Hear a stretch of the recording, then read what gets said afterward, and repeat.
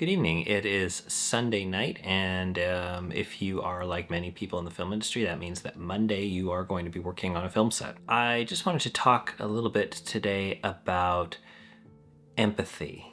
So, if you think that being a leader on set is barking orders and showing who's boss, I think you're in the wrong business. Empathy isn't a soft skill, it is a survival skill, and it's a great way to ensure that your independent film project builds the right kind of culture. Oftentimes, when I have worked on independent film sets, we are a little bit cash strapped. In other words, we're asking our crew and cast to go a little bit above and beyond to help make a special project come through. And the way you repay that is not just financially, but in how you treat your team.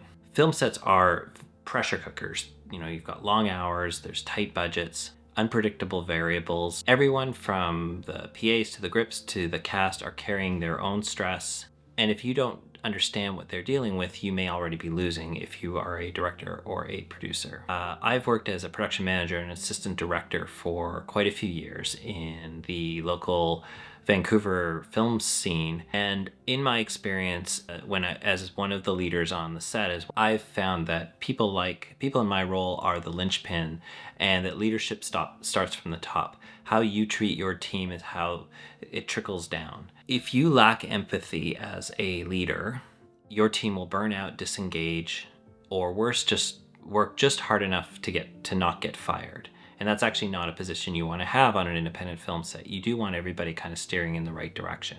Here's how I've learned to pragmatically deal with empathy. First of all, listen. Actually listen. Most problems on set boil down to miscommunication. People need to know that they can come to you with concerns or solutions. Take a beat. Hear them out.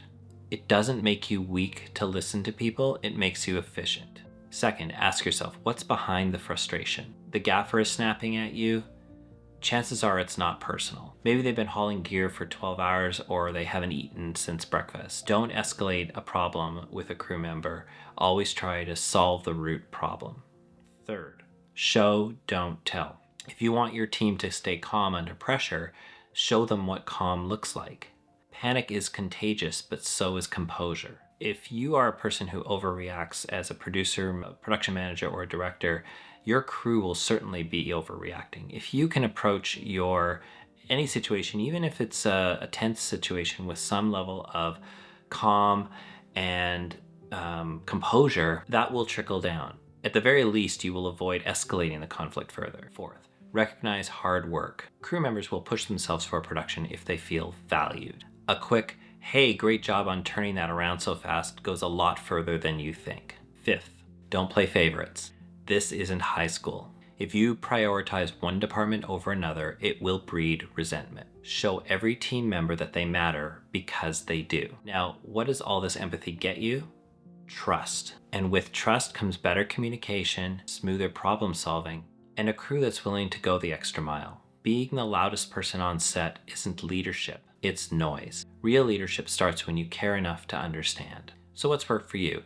If you've worked on sets with great leadership or poor leadership, drop your insights in the comments below. I'd love to hear how others lead on set. Have a great night.